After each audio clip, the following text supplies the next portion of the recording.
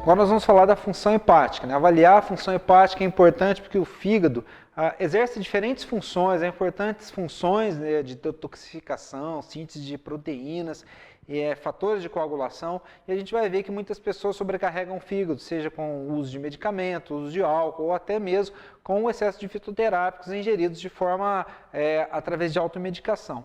E aí a gente vai ver que o fígado tem diferentes funções que vão desde catabolismo do hêmio, metabolizar drogas, sintetizar alguns lipídios como as lipoproteínas de muito baixa densidade, sintetizar proteínas como principalmente a albumina, proteínas de coagulação como fibrinogênio, protrombina e as proteínas de fase aguda que a gente viu, como a proteína C reativa, alfa-glicoproteína ácida, que também é uma proteína de fase aguda inflamatória positiva, e a ferritina. E aí, o fígado também participa do catabolismo, né, de proteínas, porque ele sintetiza ureia a partir de amônia. Quando a gente quebra as proteínas em aminoácidos, a gente tem a utilização dos aminoácidos como fonte de energia, sobra um lixo metabólico que é a amônia. Então, a gente precisa pegar essa amônia, juntar ela com uma molécula, ou duas moléculas de amônia com uma molécula de bicarbonato e formar a ureia. E aí, a gente vai fazer isso no fígado. E aí, quando o fígado da pessoa está comprometido, ele não consegue produzir essa ureia, o acúmulo de amônia acontece e aí a gente tem esse processo aí de toxicidade pela amônia quando o indivíduo tem alguma alteração hepática. O fígado também é importante para armazenar vitaminas, né? A gente tem vitaminas que passam ali pelo fígado, armazenar ferro, a gente tem a síntese de ácidos biliares a partir de colesterol acontecendo também aqui, então a gente tem uma gama de funções e avaliar esse órgão é muito importante.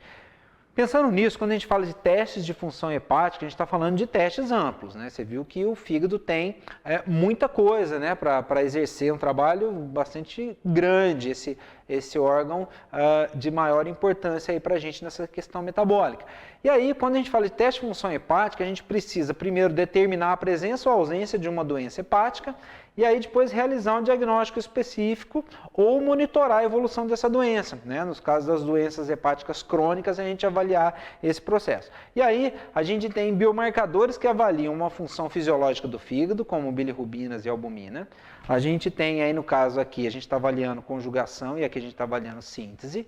A gente tem biomarcadores que avaliam a lesão tecidual hepática, no caso as aminotransferases, fosfatase alcalina e gama-GT. A gente tem marcadores, né, que avaliam uma lesão do organismo ou uma agressão produzida pelo próprio organismo ao fígado, como as globulinas ou os anticorpos teciduais.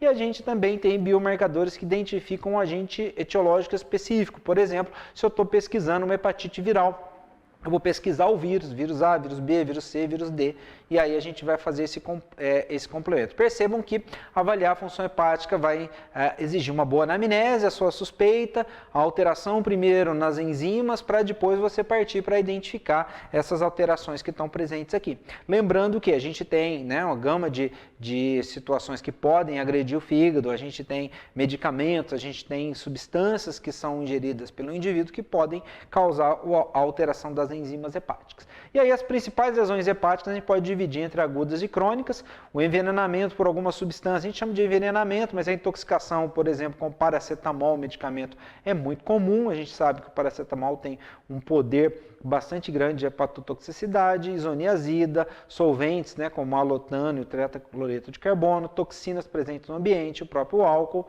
Essas toxinas podem estar presentes também em alimentos, como é comum a gente observar, por exemplo, as aflatoxinas presentes principalmente no amendoim.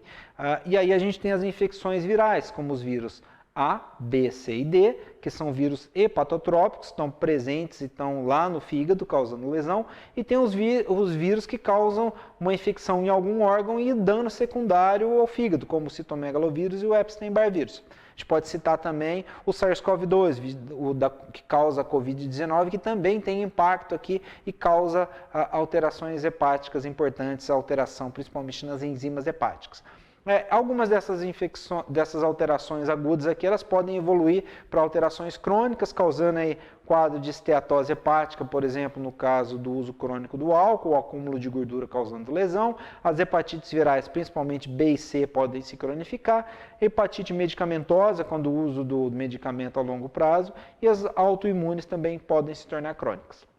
algumas delas podem evoluir para um quadro de cirrose. E aí vamos falar um pouquinho do paracetamol. O paracetamol, eu gosto sempre de frisar que, embora seja um medicamento de venda livre que a gente encontra aí, né, inclusive agora o pessoal quer colocar a venda desses medicamentos aí nos supermercados, o que é um risco para a saúde, ele tem um potencial hepatotóxico importante. E por ser um medicamento de fácil acesso e consumo, as pessoas às vezes não relacionam o uso dele com essas alterações hepáticas e quando a gente vai ver a pessoa já tem uma lesão hepática mais séria. Então esse estudo aqui também gosto de citar ele, que é um estudo bastante clássico e ele avaliou o efeito do paracetamol, né? 4 gramas de paracetamol sobre as aminotransferases, o AST e o ALT, e aí o que eles observaram? Eles fizeram um estudo, foram administrando para os voluntários que ficaram internados no hospital 4 gramas de paracetamol, tá? E aí eles foram avaliando o AST e o ALT junto com a quantidade de paracetamol no sangue. Depois de 3 dias que eles estavam administrando paracetamol para essas pessoas, eles tiveram que parar o estudo porque a quantidade estava muito grande, inclusive com risco de toxicidade fatal. Depois de 3 a 4 dias que os indivíduos já iniciaram o estudo, eles pararam de tomar o paracetamol, mas percebem azulzinho aqui, ó, que esse paracetamol só foi eliminado aqui praticamente com 13 e 14 dias do estudo, ou seja, ficou mais de 10 dias na circulação. E aí o que a gente observa nas aminotransferases é que elas começaram a aumentar, né, e ultrapassar o limite de segurança próximo de 7 dias. 4 dias depois que já tinham parado de tomar o paracetamol, encontrando níveis máximos próximos de 10 a 12 dias, tá? Tanto o ALT quanto o AST.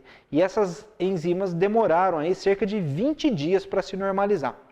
Então percebam, esse estudo mostrou algumas coisas importantes para a gente utilizar na nossa prática. É muito comum, né, o uso das pessoas que começam a praticar atividade física, começam a sentir dor, elas vão lá recorrer aos anti-inflamatórios ou aos medicamentos para tirar dor. Né? E um desses medicamentos é o paracetamol. As pessoas que estão utilizando paracetamol muitas vezes vão fazer um exame e não vão lembrar de falar que estão tomando esse paracetamol, porque o efeito, vocês viram, pode ficar aí, perdurar nas aminotransferases por até 20 dias. Tá? Então, o que pode acontecer? Você pode encontrar alterações de AST e ALT de forma isolada, sem nenhum outro achado clínico, nenhuma outra alteração laboratorial. Então, investigue a utilização desses medicamentos, porque a gente tem que lembrar o seguinte, que o medicamento ele deixa de fazer o efeito terapêutico, mas ele ainda vai ser liberado aos poucos do organismo da pessoa e ali aquele efeito ainda vai perdurar por alguns dias. Tá? Então, eu tenho outros marcadores para a gente avaliar, além de AST e ALT. Eu tenho o gama-GT, o gama-glutamiltransferase, é uma enzima bem interessante porque ele tem uma localização aqui próximo da membrana, né? Fica aqui na membrana e faz uma função de transferência de grupos aqui entre peptídeos e aminoácidos. Por outro lado, as enzimas como o AST e o ALT estão situadas no citoplasma, que é o caso da ALT e do AST, e no caso do AST a gente ainda tem o AST mitocondrial. Por que isso é importante? A gente vai observar que quando as pessoas estão fazendo atividade física, principalmente aquelas atividades físicas de características aeróbias, a gente vai ter, né, um processo maior de estresse oxidativo na mitocôndria. Isso faz com que a gente tenha mais liberação de AST. É por isso que anteriormente eu mostrei para vocês que o valor de referência do AST ele era um pouco diferente do ALT e também do AST para não praticantes de atividade física, porque a gente tem uma maior liberação em decorrência desse estresse da atividade física. Então é muito interessante a gente observar também que tem outras enzimas que podem sinalizar dano, por exemplo, nos canalículos biliares, como a fosfatase alcalina. Então aqui, para a gente avaliar agora, né, essa questão da lesão hepática de um indivíduo que pratica atividade física, vamos fazer aqui no quadro uma dica, né, para vocês aí. Uma dica quando a gente estiver avaliando indivíduos que praticam atividade física e que têm suspeita de ter uma alteração hepática. Aqui eu coloquei para vocês o AST-TGO, para quem gosta do TGO, que não quer desprender desse nome, ALT e TGP. Esses nomes aí, eles têm a terminologia atual que se pede, o AST e o ALT. Mas vamos pensar, se uma pessoa tiver TGO aumentado e TGP normal, tá? O AST elevado e o ALT normal, isso aqui muito provavelmente é de origem muscular, músculo esquelético. Se essa pessoa tiver o AST elevado e o ALT elevado, fígado. Tá? Então vamos lá aqui, fígado é o problema aqui. Bom, se ele tiver ALT elevado e o AST normal, provavelmente o problema dele é fígado, ok? Então, com essa diferenciação, você já consegue, através de AST e ALT, ter uma ideia aqui do que a gente tem de alteração, tá? Lembrando que você pode agregar também aqui a enzima GGT, que a gente vai ver na sequência, tá? Que é um parâmetro que não sofre tanta influência da atividade física. Então, guarde essas dicas que a gente vai usar isso na sequência, no dia que a gente tiver a nossa aula, o nosso encontro presencial, a gente vai ter aí momentos para discutir isso. Bom, e aí, como a gente fala do ALT, embora a gente tenha ALT, tanto sendo liberado um pouco do coração, do músculo esquelético, a principal fonte de ALT na circulação é o fígado. Então, a gente utiliza esse marcador como um marcador de dano hepático. É aí o que causa principal aqui a elevação de ALT, a hepatite por vírus, a necrose hepática, a cirrose, hepatite por drogas, carcinoma hepático. E aqui algumas drogas relacionadas com o aumento de ALT, o paracetamol é o principal delas, os anti-inflamatórios não esteroides, os inibidores da ECA também podem fazer isso. As estatinas, é muito importante a gente avaliar as estatinas quando o indivíduo está usando estatina, avaliar periodicamente o AST, o ALT e também a CK pelo dano, pelo risco de dano, né, de miopatia, principalmente naqueles indivíduos que relatam dor, né, a dor nas pernas ao usar a estatina. Tetraciclina e fluconazol, que é um antifúngico. E aqui os valores normais, a gente pode seguir os valores da clínica, lá do laboratório, de 10 a 40 é a média, né, do valor de referência do ALT. A gente não tem grandes modificações da atividade física que levem a uma adaptação do valor de referência. Tá? Então é importante a gente ter em mente esses valores. E aqui lembrar o seguinte, quando eu estou falando de AST-ALT da hepatite por vírus, ela aumenta bastante na hepatite viral aguda. Tá? Porque na hepatite viral crônica a gente tem uma oscilação, ora a gente acaba tendo menos dano, né, por conta daquela situação já presente do vírus ou do agente que está causando essa hepatotoxicidade. A longo prazo a gente vai ter oscilações e aí de longo prazo a gente não é legal a gente observar o aumento de ALT para monitorar hepatites crônicas. Isso é muito problemático no caso da hepatite C. Tá? E aí a gama-glutamiltransferase é uma enzima importante porque ela está aqui, né, na superfície da membrana e ela participa da transferência de grupos gama-glutamil, por isso que ela tem esse nome, para regenerar o peptídeo glutationa. Glutationa é um antioxidante endógeno que a gente tem, principalmente lá no fígado. E aí, quando a gente tem um quadro de estresse oxidativo, provocado, por exemplo, pelo álcool, pelos medicamentos, a gente tem o aumento da atividade da GGT para regenerar essa glutationa que foi consumida. Então, muitas vezes, quando a gente tem alguma situação, por exemplo, o uso crônico do álcool ou algum medicamento hepatotóxico, a gente está aumentando o GGT, não é somente porque está tendo lesão, mas porque eu estou tendo indução enzimática, essa enzima está trabalhando mais para poder regenerar a glutationa. Tá? Então, de forma indireta, a GGT está exercendo um papel antioxidante na via que eu tenho a glutationa como um dos principais antioxidantes. É por isso que quando o indivíduo está usando o álcool, né, tem uma lesão hepática por uso crônico do álcool, e aí a gente retira esse álcool, depois de um tempo a tendência da gama-GT é diminuir. Tá? E aí a gente usa, né, a gama-GT também para detectar alterações no sistema hepatobiliar. Então, quando o indivíduo tem uma lesão nas vias biliares, a tendência é a GGT aumentar, que a gente tem as causas principais, como icterícia obstrutiva, colangite, colecistite, o próprio fígado gorduroso, o acúmulo de gordura hepática, a esteatose hepática, tendem a aumentar bastante a GGT, e aí quando o indivíduo melhora esse quadro de acúmulo de gordura hepática, a tendência é a GGT diminuir. A gente tem aí um percentual, uma estimativa de 20 a 30% da população com alteração, né, de gordura no fígado subclínica, sem a pessoa relacionar nenhum tipo de alteração clínica, assintomática, traumático. Isso só vai ser descoberto quando a pessoa vai fazer algum tipo de exame. E aqui eu coloquei em vermelho que a cirrose de origem alcoólica apresenta níveis elevados de GGT. E por conta disso, colou muito no esporte aí o rótulo da GGT de enzima do álcool, tá? Mas a dosagem de GGT não é dosar álcool no sangue. Embora, quando a gente chega num clube, principalmente no futebol, a gente vai lá coletar sangue do pessoal, a gente pergunta, e aí, né, bebeu? Aí ele fala, não, olha, mas nós vamos fazer o exame aqui que vê se você bebeu. Aí eles já ficam mais espertos. Mas a enzima, ela é um marcador indireto, que também se altera em outras condições, como os medicamentos, tá? Então a gente não pode afirmar, né, que o indivíduo ingeriu bebidas alcoólicas só porque a GGT está aumentada, mas isso é um indício. Então aqui nesse grupo, é lógico, né, um grupo de jogadores de futebol, eu tive que tirar aqui, né, o símbolo do clube, senão o pessoal que torce para esse time ia ficar preocupado, esse time aí do estado de São Paulo. Alguns atletas aqui estão com o valor de GGT aumentado. Então, esses atletas, a gente foi fazer uma investigação, alguns deles estavam sim ingerindo bebida alcoólica, né? Durante o período lá de folga, e outros estavam usando medicação anti-inflamatória. Tá? Então aí é lógico que depois que foram avisados, né, desse exame que estava detectando isso, os exames foram refeitos e os valores voltaram ao normal. Mas por outro lado, a gente vê aqui alguns aqui abaixo do valor de referência. Né?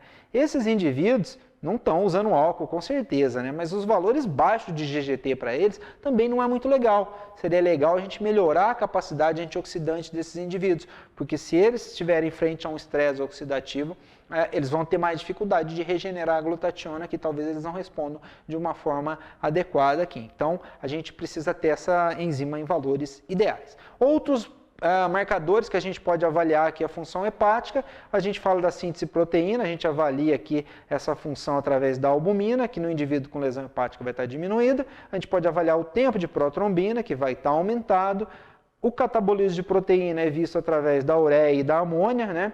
A amônia é mais complicado da gente dosar isso no ambiente laboratorial, isso é mais em ambiente de pesquisa, porque ela tem um pré-analítico muito complicado, se degrada muito facilmente, mas a gente pode avaliar a ureia. E é interessante a gente avaliar a ureia diminuída, que está significando alguma alteração hepática aqui, não é isso? E o tempo de protrombina é um exame que mede o tempo necessário para formar um coágulo de fibrina, né?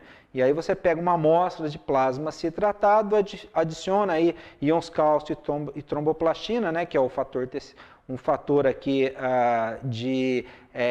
que participa da ativação da cascata de coagulação, e a gente mede a formação desse coágulo. Esse tempo de protrombina está prolongado ou aumentado, e a gente consegue derivar aqui também o INR ou RNI. Tá? Então, esses parâmetros são importantes para avaliar problemas hepáticos, mas também acompanhar o uso de anticoagulantes. Bom, finalizada essa parte de avaliação hepática, é lógico que esses são alguns exames mais utilizados aqui na prática esportiva. A gente vai ter que, ao encontrar alguns desses exames alterados, a gente vai ter que avançar nas investigações, aquelas que a gente mencionou lá, tanto nos parâmetros para avaliar a questão das hepatites, principalmente as hepatites virais. E se você tiver mais dúvidas sobre quais os parâmetros, né, que a gente tem que avaliar para diagnosticar as diferentes hepatites, a gente pode discutir no dia da nossa aula ao vivo. Bom, a avaliação da função renal, ela é muito importante no indivíduo praticante de atividade física, mas ela tem que ser avaliada de uma forma um pouco diferente daquilo que a gente faz na clínica. Porque se na clínica eu utilizo, né, como prova de filtração glomerular, ureia e creatinina e a taxa de filtração glomerular, no praticante de atividade física eu tenho um pouco de dificuldade, porque todos os indivíduos que ganham massa muscular aumentam creatinina. E isso vai jogar a taxa de filtração glomerular para baixo. Então, isso vai deixar a creatinina com pouca utilidade para a gente encontrar a alteração na função renal daqueles indivíduos que começam a desenvolver a insuficiência renal, né? Aquela insuficiência renal inicial, não indivíduos que já estão com insuficiência renal crônica, que os valores de ureia e creatinina vão dar realmente muito acima dos valores de referência. Estou dizendo naqueles valores limiares, tá? E aí a gente tem como opção a cistatina C, né, que a gente comentou mais cedo, cedo, que é um marcador que a gente pode avaliar se a cistatina C não sofre influência da atividade física e nem dessa questão do ganho de massa muscular, a gente vai ver na sequência. Outros parâmetros que a gente pode fazer, exame de urina, né, proteinúria de 24 horas, a microalbuminúria de 12 horas, mas aqui a gente tem a necessidade de coletar toda a urina por um período, né? E as provas de função tubular, avaliar sódio, potássio e cloretos e fazer o exame de urina. O exame de urina 1 é um exame muito útil para a gente, exame simples. Inclusive, alguns desses exames, como o exame de urina 1, pode ser feito no próprio consultório, porque a gente já tem aparelhos portáteis capazes de fazer isso. O que falta agora um pouco é a mudança da legislação, se adaptar e se adequar a esse novo cenário, mas isso tecnicamente já é possível.